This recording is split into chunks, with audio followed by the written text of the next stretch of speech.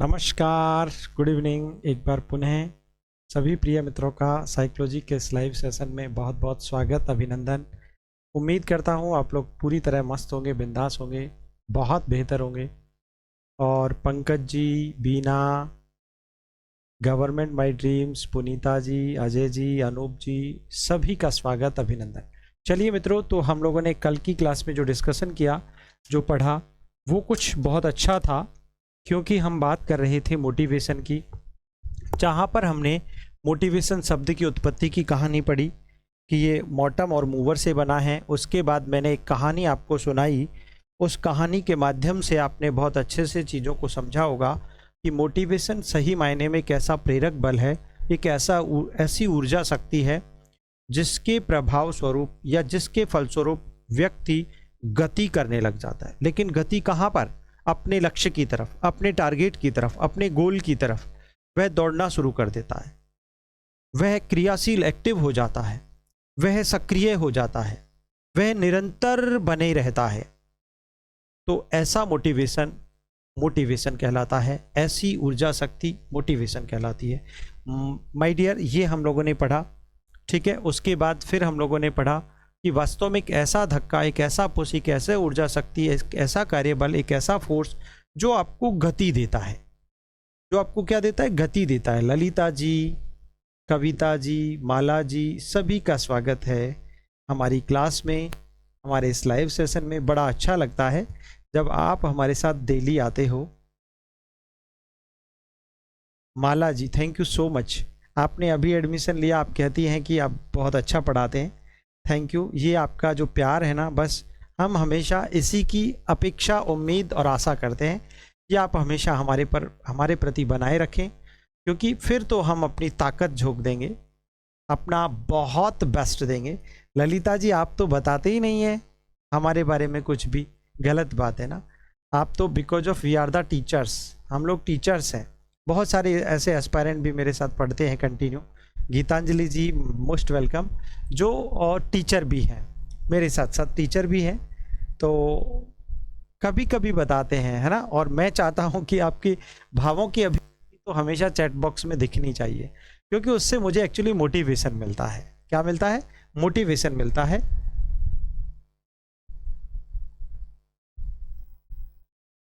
चलिए, अच्छी बात है, बहुत बढ़िया डॉक्टर अजय जी, ये तो बहुत अच्छी बात है। चलिए, तो ये सारी बातें हम लोगों ने की। तो एक बात आप हमेशा के लिए सीख लीजिएगा, लाइफ टाइम सीख लीजिएगा, कि आपकी जो प्रेरणा है, अभिप्रेरणा है, वो गतिशीलता, गत्यात्मकता, क्रियाशीलता, सक्रियता, निरंतरता और नियमितता, जहां पर आपको दिख जाए, अपने माइंड को सेट कर लीजिएगा, परमानेंट कर लीजिएगा, स्थायित्व बना लीजिएगा कि 100% ये वर्ड्स प्रेरणा, अभिप्रेरक को रिलेट करते हैं, को रिलेट करते हैं।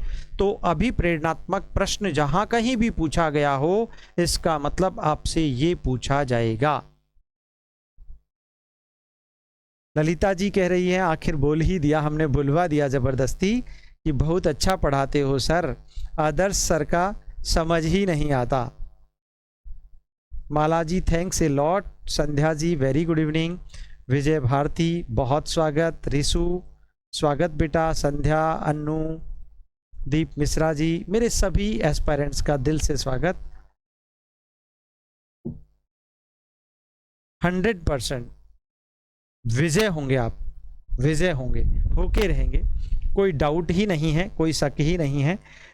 चलिए, तो आज की क्लास में हम कुछ अद्भुत और अच्छा पढ़ने वाले हैं, मज़ेदार पढ़ने वाले हैं। प्रेरणा के बारे में हम बात कर रहे थे, तो मेरे जहन में कई सारे प्रश्न बन रहे हैं, अभी आपको बताता हूँ। फिर उसके बाद हमने प्रेरणा की परिभाषाएं कुछ लोगों के अनुसार पढ़ ली, ठीक है, राइट। अब पढ़ते हैं कुछ नई बातें। फिर मैंने थोड़ा सा आपको टाइप्स ऑफ मोटिवेशन पढ़ाया कि यार वास्तव में टाइप्स ऑफ मोटिवेशन जो होते हैं, बेसिकली 2 टाइप्स की मोटिवेशन होती है इस दुनिया में। हम लोग या तो इंटरनली अपने इंट्रिंसिक मोटिव से या तो अपने आप को प्रेरित करते हैं, या फिर एक्सट्रिंसिक से, या फिर हम यूँ कहें जो आपका एक्सटर्नल मोटिवेशन है, बाह्य मोटिवेशन है, उससे प्रेरित होते हैं। ओके, चलिए अब देखिएगा आज के टॉपिक में हम क्या पढ़ने वाले हैं। प्यारे बच्चों, मोटिवेशन के प्रकार को ही हम लोग पढ़ने वाले हैं। एक बार थोड़ा सा खुल के हम आपको समझा देना चाहते हैं। आज का टॉपिक हमारा क्या होगा वो आपको ध्यान से समझना है। Okay guys. अच्छा, एक और बात हमें आपसे पूछनी थी। बात सिर्फ इतनी सी थी कि आप हमें ये भी बता दें कि आपके पास क्लासेज का नोटिफिकेशन तो आता है ना। जिसके पास नहीं आता, पता है उसने हमारी ऐप का नोटिफिकेशन वाला जो परमिशन है उसको बंद कर रखा है। जिसके पास नोटिफिकेशन नहीं आता, सिर्फ कारण एक ही है कि उसने ऐप का नोटिफिकेशन वाला जो क्राइटेरिया है, जो सेगमेंट है, उसे उन्होंने अलाउ नहीं कर रखा, परमिट नहीं दे रखी। इस कारण उनके पास नोटिफिकेशन नहीं आता। खिराड़ी बेटा मोस्ट वेलकम।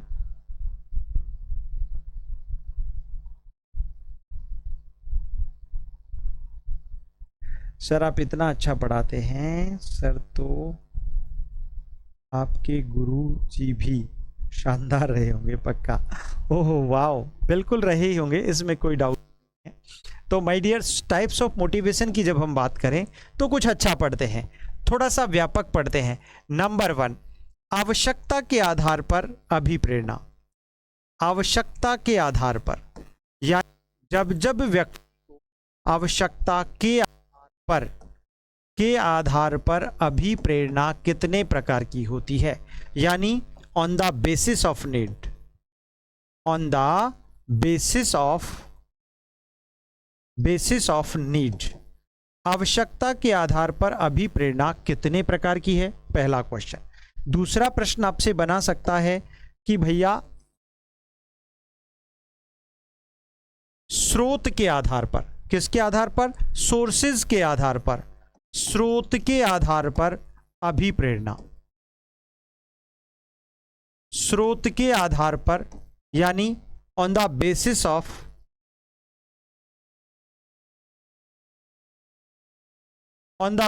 Of sources.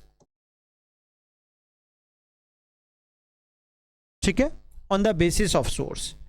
और एक होता है उपागम के आधार पर अभिप्रेरणा। तीसरा होता है बेटा उपागम के आधार पर। उपागम के आधार पर भाई 3 तरीके से पढ़ा जाता है इसको। उपागम के आधार पर यानी on the basis of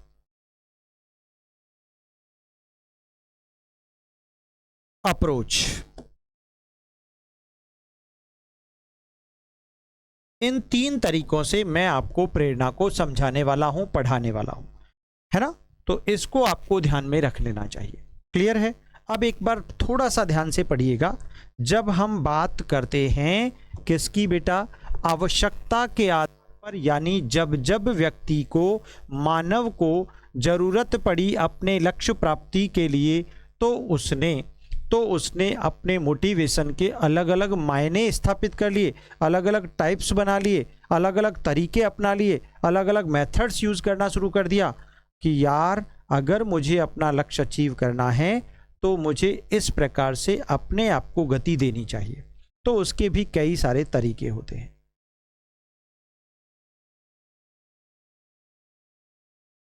Anoop जी कह रहे हैं हाँ नोटिफिकेशन आता है, ठीक है। अनूप जी कह रहे हैं बुक भी उपलब्ध करा दे। माय डियर, बुक पर तो बहुत अच्छा काम चल रहा है, थोड़ा सा वक्त लग रहा है, बस आप पेशेंस रखो। अभी तो आप अपने हिसाब से पढ़ते रहो। बाइलिंगुअल बुक आ रही है और वो भी 1 लाइनर, बड़ा सुपर कंटेंट उसमें टिका रहा हो, आप चिंता ना करें, ठीक है। थोड़ा सा वक्त लगेगा, अभी आप पेशेंस रखें और वेट करें। प्यारे बच्चों, जब हम आवश्यकता के आधार पर अभिप्रेरणा को पढ़ते हैं तो बेटा 2 तरीके की होती है। एक तो होती है बायोलॉजिकल और दूसरी होती है साइकोलॉजिकल, ठीक है। 2 तरीके की प्रेरणा होती है, एक तो जैविक प्रेरणा और दूसरी मनोविश्लेषक प्रेरणा।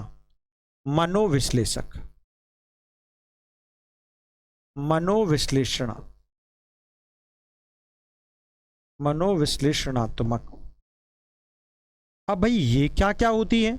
जब आप जैविक की बात करते हैं तो जैविक को तो शारीरिक भी कह सकते हैं ना यार। एक बात बताओ, सीधी सी बात है, ये ऐसी अभिप्रेरणा है बायोलॉजिकल, इसे कहते हैं बायोलॉजिकल और इसे कहते हैं साइकोलॉजिकल।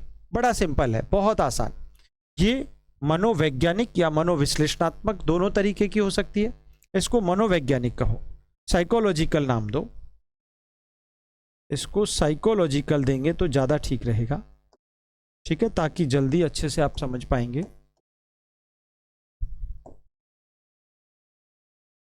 साइकोलॉजिकल, ठीक है, मनोवैज्ञानिक।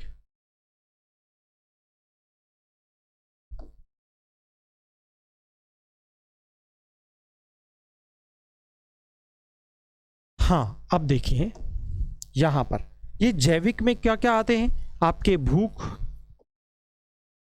प्यास, काम प्रवृत्तियां, निद्रा, आपकी सभी मैथुन क्रियाएं, सेक्सुअल क्रियाएं, सेक्सुअल एक्टिविटीज, ये सारी इसके अंतर्गत आ जाएंगी, ठीक है। अब यहां पर मनोवैज्ञानिक में क्या क्या आता है, सिंपल सी भाषा में अभी सबको समझा देता हूं, एक बार देख लीजिएगा। मनोवैज्ञानिक में आ जाएगा आपका उपलब्धि,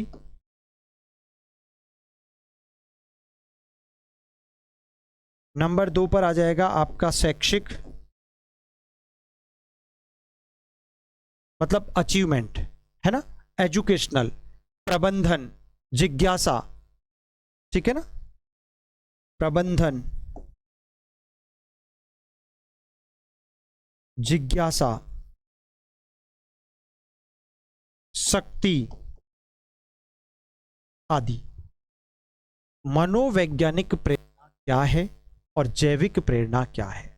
जब एक जीव अपने भोजन प्राप्ति के लिए जब एफर्ट लगाता है, प्रयास करता है, गति देता है या गति या क्रियाशीलता को प्राप्त करता है, उसके पीछे उसका एक ड्राइव काम कर रहा होता है, एक मोटिव काम कर रहा होता है, एक प्रेरक काम कर रहा होता है, और उसी प्रेरक को, उसी मोटिव को हमारे साइकोलॉजिस्ट जैविक प्रेरक या शारीरिक प्रेरक के नाम से जानते हैं, और उसका नाम है भूख। क्या है? भूख है बेटा, थर्स्ट है, ठीक है, याद रखिएगा। अब बात करते हैं यहाँ पर इसी प्रकार, मान लीजिए एक व्यक्ति को, एक प्राणी को, एक शिशु को, एक बालक को, एक पशु को जब प्यास लगी होती है, तो प्यास रूपी जो ड्राइवर है, जो उसके अंदर विद्यमान है, जो उसकी शरीर की ज़रूरत है, वो उसे इतना परेशान कर देता है, जब तक पानी नहीं मिलता, जब तक उसे उसका उद्दीपक नहीं मिलता, जब तक उसे उसका लक्ष्य नहीं मिलता, तब तक वह उसे शांत नहीं रहने देता। निश्चित तौर पर एग्जाम्पल के तौर पर समझाता हूँ। मान लीजिए आपको भूख लगी, तो आप भोजन की तलाश में अपने सीधे रसोई घर में गए, किचन में गए, जहाँ पर आपकी माँ खाना बना के रखती है। आपको वहाँ खाना नहीं मिला, तो आपका भूख रूपी ड्राइवर जो अंदर आपके विद्यमान है, जो आपके अंदर विद्यमान है, जो आपके शरीर की नीड है, ज़रूरत है, उस भूख रूपी ड्राइव ने कहा कि चलो भोजन के पास। आप भोजन के पास गए, यानी किचन में गए, वहाँ भोजन नहीं मिला, तो ये आपको परेशान कर देगा। आप तनावग्रस्त हो जाएंगे, आप कुंठित हो जाएंगे, आप पीड़ित हो जाएंगे, आप दुखी हो जाएंगे। तो पहली बात एक प्रश्न, क्वेश्चन बनेगा आपसे एग्जाम में कि ऐसा कौन सा प्रेरक है जो प्राणी को तनाव देता है, पीड़ा देता है, कष्ट देता है, व्याकुल बनाता है? वो है आपका बायोलॉजिकल मोटिव, जैविक प्रेरक। तो आपको जब भूख लगी और आप किचन में गए, वहां पर भोजन नहीं मिला, तो फिर आप पड़ोसियों के पास चले गए, आपको वहां भी भोजन नहीं मिला। आपने पूरा मोहल्ला, पूरी गली, पूरी कॉलोनी छान मारी, आपको वहां भी भोजन नहीं मिला। फिर आप दूसरे पड़ोसी शहर या गांव में चले जाएंगे, अगर आपको वहां भी भोजन नहीं मिला, तो फिर आप कहते हैं कि ये भूख रूपी जो चालक है ना, ये व्यक्ति दूसरे व्यक्ति को मारकर उसे कच्चा खा जाएगा, अपनी भूख रूपी, अपनी भूख को शांत करने के लिए। और आज आप देख लीजिएगा, कितने सारे रेपिस्ट लोग, कितने डेली बलात्कार होते हैं। क्यों होते हैं? क्या कारण है? उनका जैविक प्रेरक जो होता है ना, उनका शारीरिक प्रेरक जो होता है ना, उनकी फिजिकल नीड जो है ना, वो उन्हें इतना व्याकुल बना देती है, इतना तनावग्रस्त बना देती है कि उन्हें फिर कुछ होश नहीं रहता कि क्या गलत है और क्या सही है। So this is the biological motive of human beings and all types of creatures my dear. Clear हो गया? तो ये भूख, प्यास, काम, निद्रा ऐसे जैविक प्रेरक हैं, ऐसे शारीरिक प्रेरक हैं जो व्यक्ति को व्याकुल, कुंठित, चिंताग्रस्त, तनावग्रस्त बना देते हैं और तब तक बनाए रखते हैं जब तक कि इनकी पूर्ति, प्राप्ति अथवा संतुष्टि नहीं हो जाती है। जैविक प्रेरक कहलाते हैं। ठीक है बेटा? मनीषा, अमित जी, नरेश जी, वेलकम, सभी का वेलकम। ठीक है ना? तो समझ में आ गया होगा। अब बात करते हैं भाई आवश्यकता के आधार पर, तो यानी व्यक्ति को आवश्यकता, भूख रूपी चालक को शांत करने के लिए उसे भोजन की आवश्यकता है। तो आवश्यकता के आधार पर दो ही प्रकार के प्रेरक होते हैं। आगे चलकर जब हम मनोवैज्ञानिक प्रेरकों की बात करते हैं तो माय डियर, ये भी नीड है कि व्यक्ति उपलब्धि चाहता है। साइकोलॉजिकल मोटिव, आप प्रतिष्ठा चाहते हो, आप पद चाहते हो, आप नौकरी चाहते हो, आप शैक्षिक क्षेत्र में बहुत सारी प्राप्तियां, उपलब्धि का अर्थ होता है प्राप्त करना, टू अचीव, आप प्राप्त करना चाहते हो। क्या? वो सम्मान, वो प्रतिष्ठा, वो पैसा, वो घर, वो गाड़ी, वो बंगला, ये आपको डेली मोटिवेट करते हैं और आपको कहते हैं उठो, सुबह जल्दी उठा देते हैं, चलो बेटा कमाने के लिए, तब जाके गाड़ी आएगी। क्लियर? इसी प्रकार शैक्षिक यानी शिक्षा के क्षेत्र में श्रेष्ठता अर्जित करने के लिए प्रबंधन, आप अपने आप को कैसे मैनेज करें, how to manage yourself, उसके लिए निश्चित तौर पर आपको जरूरत होती है एक मोटिव की। उसके बाद जिज्ञासा, एक छोटे बच्चे की जिज्ञासा होती है, वो हर एक के बारे में आप जानना चाहता है। तो इस जिज्ञासा रूपी जो प्रेरक है वो उसका साइकोलॉजिकल प्रेरक है, के बारे में सूचनाएं प्राप्त करना चाहता है, जानकारी चाहता है। इसी प्रकार शक्ति, ये भी साइकोलॉजिकल है। तो my dear, these are the psychological motives according to the basis of need. आवश्यकता के आधार पर टू टाइप्स के मोटिवेशन होते हैं my dear, that is first is जैविक, second is psychological, biological and psychological. Clear हो गया क्या? यस और नो? इसको बायोलॉजिकल कहते हैं, BIOLOGICAL। समझ में आ रहा होगा मुझे लगता है। उसके बाद दूसरा हम यहाँ पर सेकंड पेज पर पढ़ते हैं, किसके आधार पर बेटा? अरे उपागम के आधार पर, अप्रोच के आधार पर, उपागम के आधार पर मोटिवेशन कितने प्रकार का होता है माय डियर? अरे बेटा, उपागम के आधार पर तो उपागम तो अप्रोच तो सिर्फ दो ही होती हैं। मैंने आपको समझाया था एक दिन, अप्रोच क्या होता है। अप्रोच एक व्यापक दृष्टिकोण या अवधारणा है जिसके अंतर्गत ढेर सारे मेथड्स होते हैं और उन मेथड्स को बहुत सारी टेक्निक्स के आधार पर सीखा और समझा जाता है।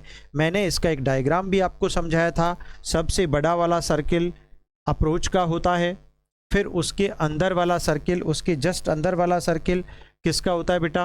वो आपके मेथड्स का होता है, और मेथड्स के अंदर वाला सर्किल टेक्निक्स का होता है। हमने ये बखूबी पढ़ लिया था।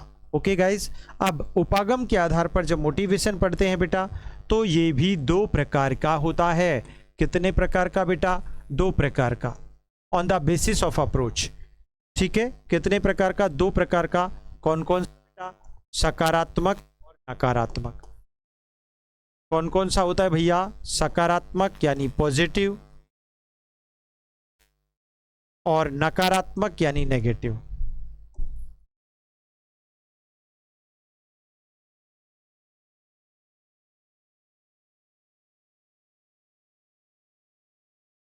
क्लियर हो गया? Is it clear? चलिए, तो सकारात्मक और नकारात्मक मोटिव्स को मैं आपको ऑलरेडी समझा चुका हूं, सिखा चुका हूं, बता चुका हूं कि भाई नकारात्मक अभिप्रेरणा और सकारात्मक अभिप्रेरणा, सकारात्मक का मतलब वही आपके सारे के सारे सभी के सभी क्या आ जाते हैं, वही आपके शारीरिक प्रेरक इसमें शामिल हो जाते हैं, यानी बायोलॉजिकल या जैविक प्रेरक फिर से इसमें शामिल हो जाते हैं। बस इसका नाम चेंज हो गया अप्रोच के आधार पर। नाम क्या बन गया, अप्रोच के आधार पर आपसे पूछ ले तो अभिप्रेरणा कितने प्रकार की होती है उपागमों के आधार पर, तो यहाँ पर आपको ऐसे पढ़ना चाहिए। बात करते हैं आगे। यहाँ पर नकारात्मक का मतलब हमने पढ़ा, ये कौन सी प्रेरणा होती है बेटा, ये शारीरिक होती है, लेकिन ये अर्जित होती है, ये जैविक नहीं होती बल्कि अर्जित होती है, एक्वायर्ड होती है।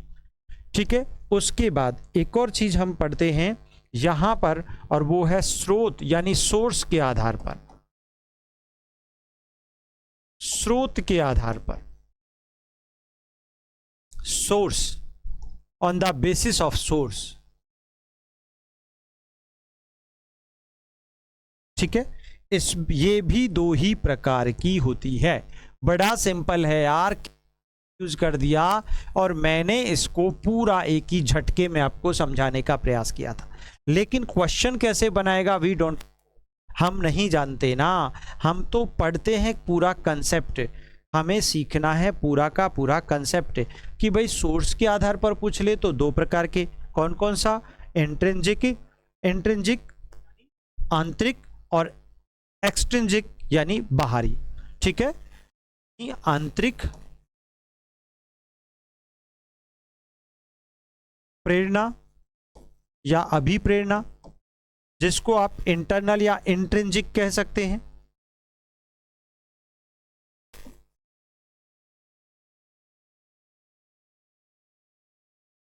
इंट्रिंजिक, ठीक है ना, क्या होता है बेटा, इंट्रिंजिक होता है, यानी जिसको हम लोग आंतरिक प्रेरणा के नाम से भी जानते हैं। किसके नाम से जानते हैं बेटा, आंतरिक प्रेरणा। आपको पता ही है, ये हम ऑलरेडी पढ़ चुके हैं बहुत अच्छे से, यू नो, हम लोग इसके बारे में पहले से ही डिस्कस कर चुके हैं, जान चुके हैं कि भाई क्या होती है आंतरिक प्रेरणा और क्या होती है बाह्य प्रेरणा। ये भी आपको बिल्कुल ध्यान में रख लेना चाहिए। क्लियर हो गया, ठीक है। बाह्य, इसको इंटरनल भी कह सकते हैं, और ये होती है आपकी बाह्य प्रेरणा यानी एक्सटर्नल या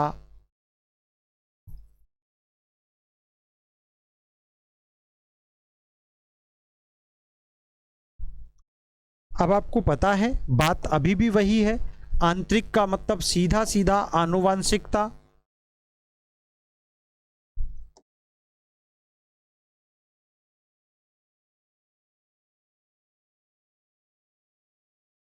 हेरेडिटिकल, और दूसरा इसका मतलब सीधा सीधा सामाजिकता या वातावरणीय। मीनिंग अभी भी वही है, एक्वायर्ड होती है, ये बाह्य होती है, ये जन्मजात होती है, इंटरनल होती है, हमेशा अपने आंतरिक प्रेरकों के रूप में विद्यमान होती है, यानी आप इंटरनली किस प्रकार उत्तेजित हो। और इसका संबंध वही आपकी भूख, प्यास, काम, निद्रा, मैथुन क्रियाओं से होता है, जबकि इसका संबंध सम्मान, प्रतिष्ठा, उपलब्धि, शक्ति संबंध आदि से इसका मीनिंग लिया जाता है। सेम एज, बस फर्क सिर्फ नेम्स का है, सिर्फ नेम्स के आधार पर। जब हमने आवश्यकता के आधार पर पढ़ा तो हम लोगों ने जैविक और मनोवैज्ञानिक पढ़ लिया, जब हमने उपागम के आधार पढ़ा तो हमने पॉजिटिव और नेगेटिव पढ़ लिया, और जब हमने सोर्सेस के आधार पर पढ़ा तो इंटरनल और एक्सटर्नल पढ़ लिया। बस इतना आपको विशेष ध्यान रखना है। 3 टर्म्स मैंने आपको यहाँ पर बताने की कोशिश की है। आगे बढ़ जाते हैं, और आगे का किस्सा बहुत ही इंटरेस्टिंग बनने वाला है। प्यारे विद्यार्थियों, आगे का किस्सा यहाँ पर शुरू होता है किससे, अभिप्रेरणा के सोपान। दैट्स वेरी इंपॉर्टेंट, अभिप्रेरणा के सोपान, और एक है अभिप्रेरणा का चक्र, है ना। अभिप्रेरणा के सोपान, चरण, प्रक्रिया, steps, process, process, steps of motivation. बहुत सिंपल। अभिप्रेरणा के सोपानों की जब बात आती है तो अभिप्रेरणा के सोपानों को 3 श्रेणियों में विभाजित किया गया है। कितनी श्रेणियों में my dear? 3 types of steps या 3 steps about motivation. We can say बहुत आसान है, इजी क्वेश्चन बनता है यहाँ से प्यारे विद्यार्थियों, और क्वेश्चन भी यहीं से बनता चला आ रहा है लगातार लगातार लगातार। आखिरकार ये ऐसा क्या है, क्यों इसे ऐसा पढ़ा जाता है, समझा जाता है? बेटा अभिप्रेरणा के 3 ही सोपान होते हैं। पहला होता है आवश्यकता।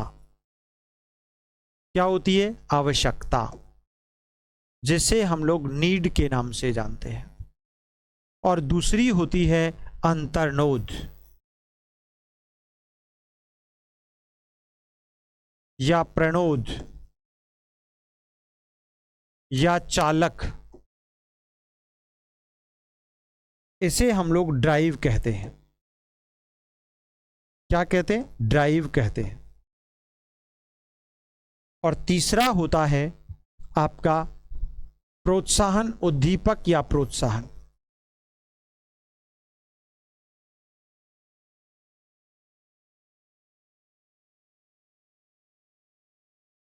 जिसे हम इंसेंटिव कहते हैं। इंसेंटिव कहते हैं।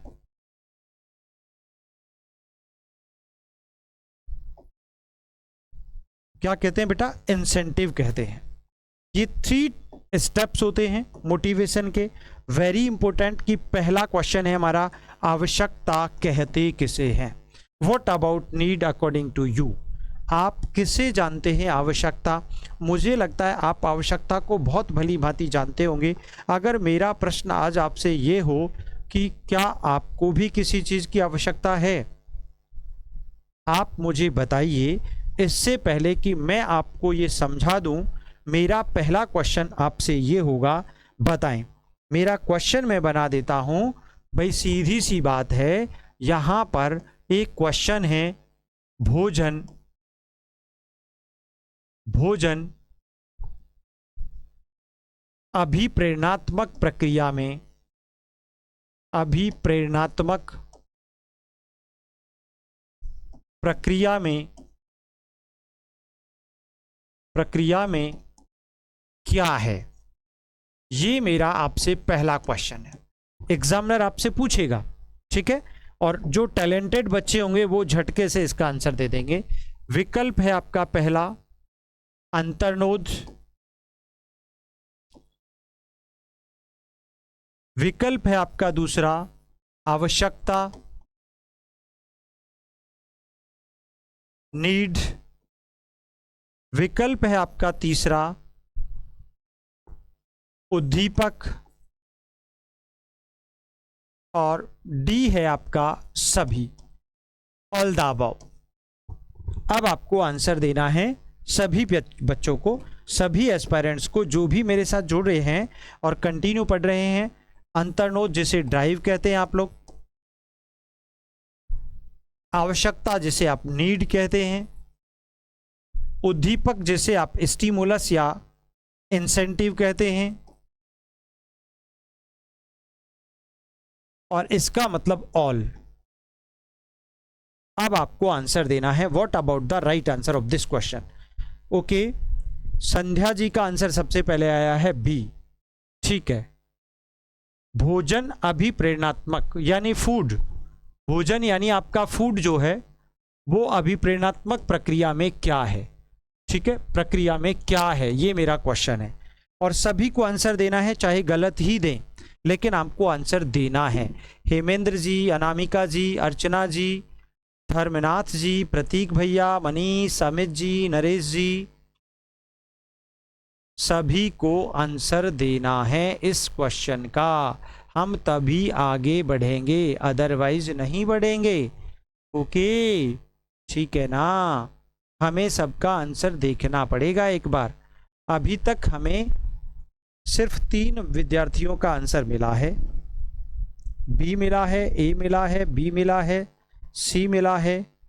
ओके, ठीक है, ओके। स्मृति ईरानी, इतने सारे क्यों दे रहे हो इतनी बार? एक ही बार दे दो माय डियर, ऐसा मत करो। विजया बी, ठीक है, okay okay okay okay okay, ठीक है। तो इसका मतलब मैं ये समझ सकता हूं कि आज से पहले और अब तक आप साइकोलॉजी में बड़े जीरो, कौन सा वाला जीरो है? बड़ा वाला जीरो होता है ना, बिग, वो वाला जीरो है, ठीक है ना। आपके तुक्के भी सही नहीं होते, पता है ना।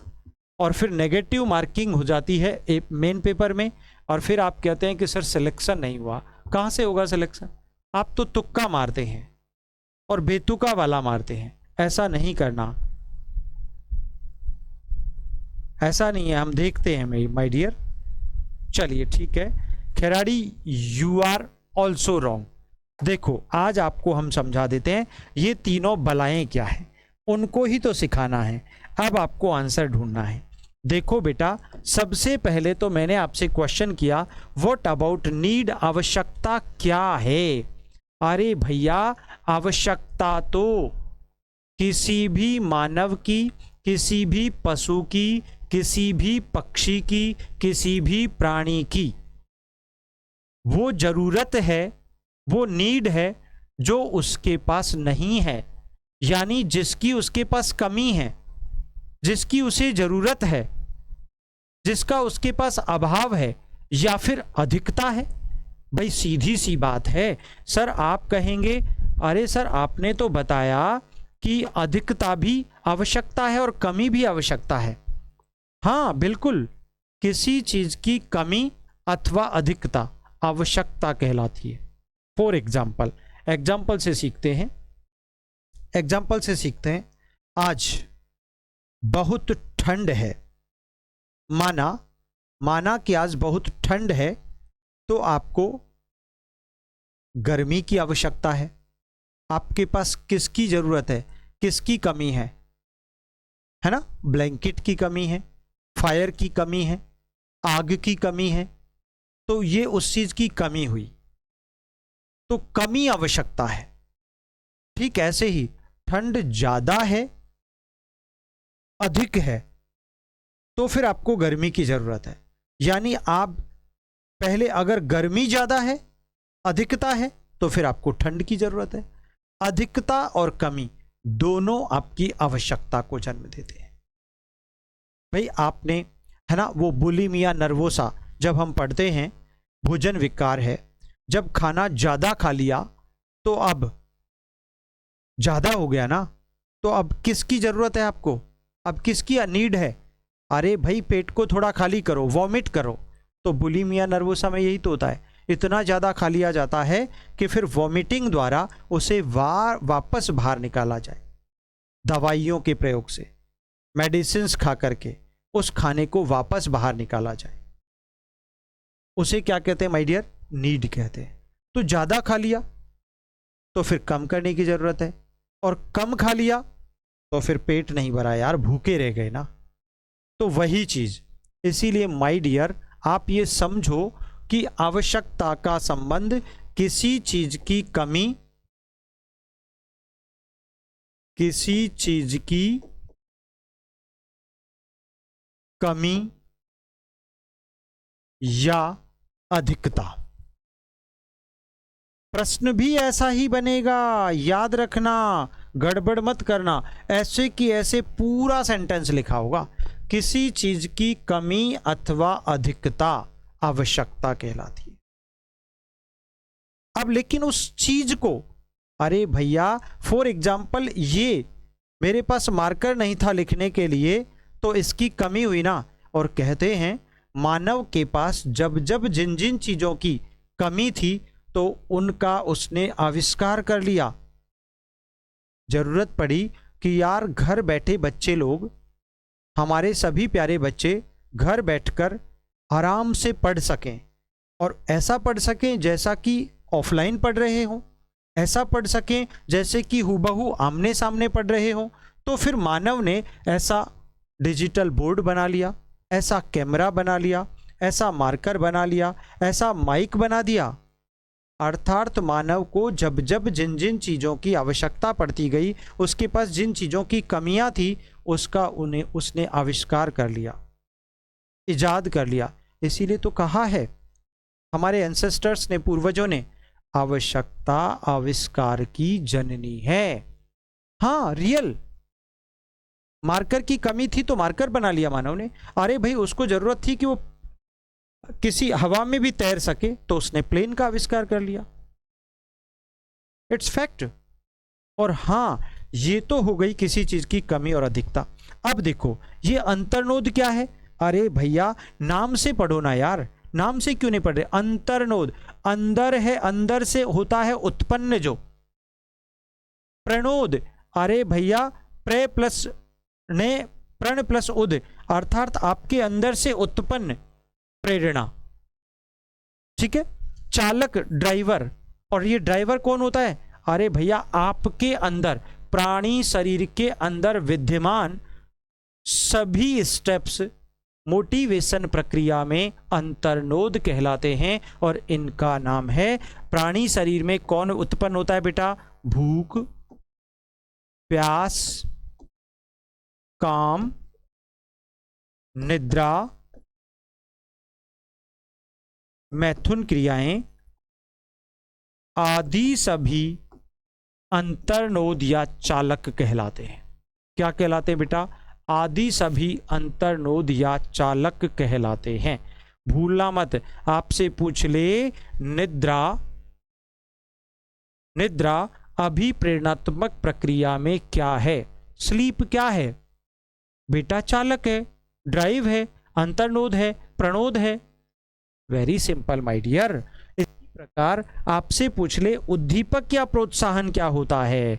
ये बड़ा जबरदस्त क्वेश्चन है।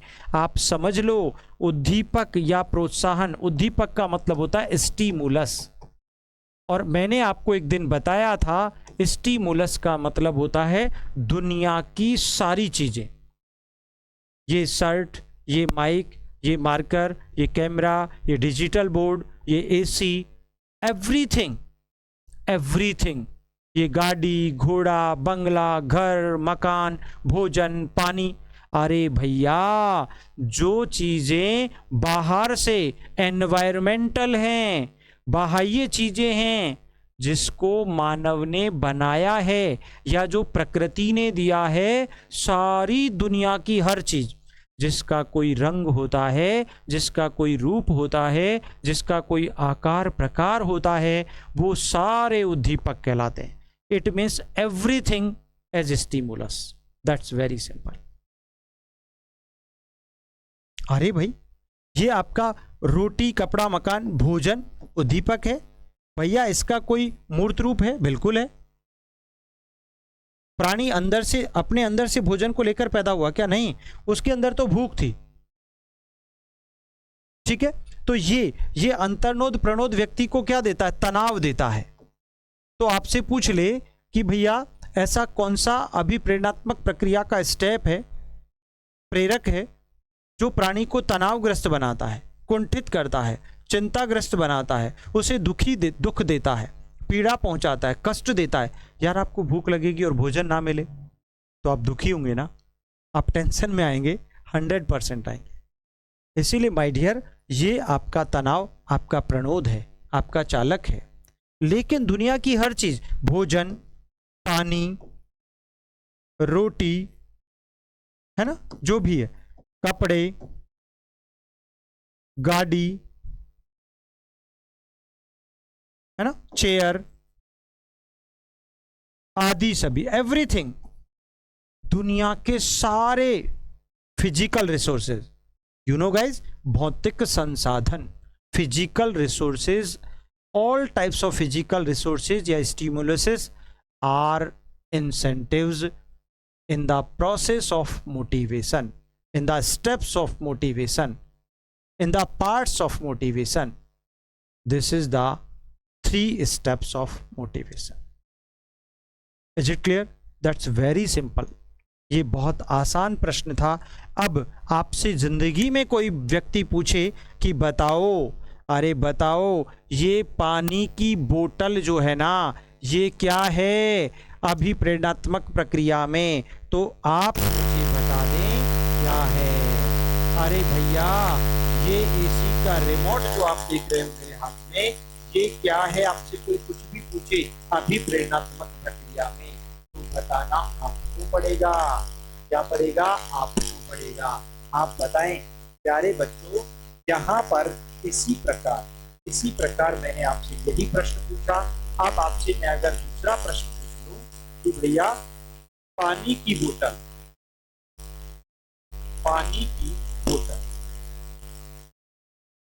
बोतल अभिप्रेरणात्मक प्रक्रिया में क्या है?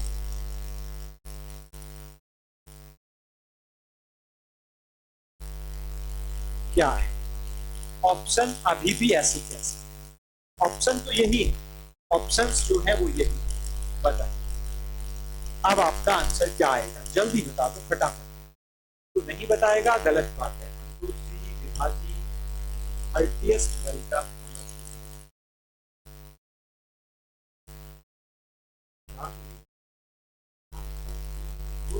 तेज हो जाते हैं. आप जोर चला देते हो,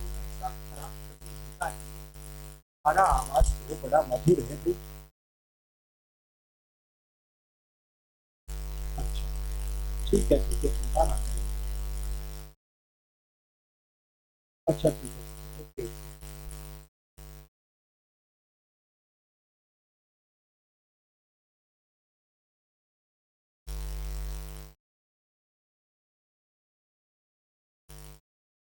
हाँ संध्या जी अब लगा सही है ना.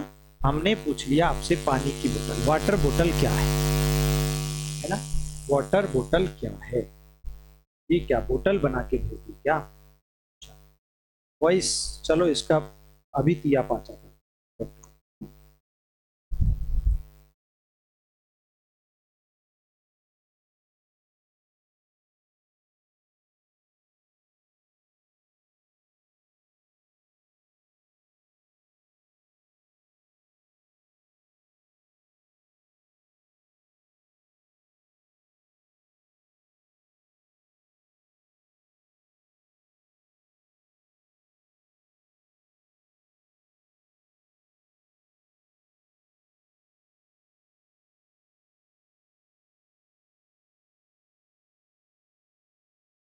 हाँ जी अब बताएं आवाज प्रॉपर आ रहा है?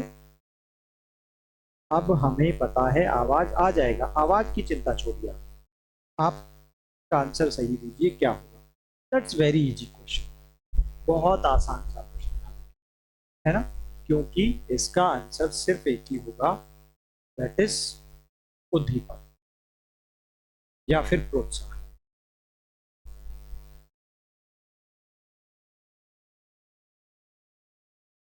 ठीक है वेरी सिंपल. तो ये सारी चीजें आज हमने पढ़ी. ये सबसे इंपॉर्टेंट चार्ट है. ठीक है बेटा, इसके बाद कल मोटिवेशन हमारा कंप्लीट हो जाएगा. इसकी थ्योरीज के बारे में पढ़ेंगे और इसके चक्र के बारे में समझेंगे. ठीक है आज के लिए इतना ही. आज थोड़ा सा हमें अर्जेंसी है तो हमें जाना पड़ेगा. आज के लिए इतना ही. धन्यवाद. जय हिंद, जय भारत, शुभ रात्रि, गुड नाइट. मस्त रहो, मुस्कुराते रहो, बस निरंतर पढ़ते रहो. जय हिंद.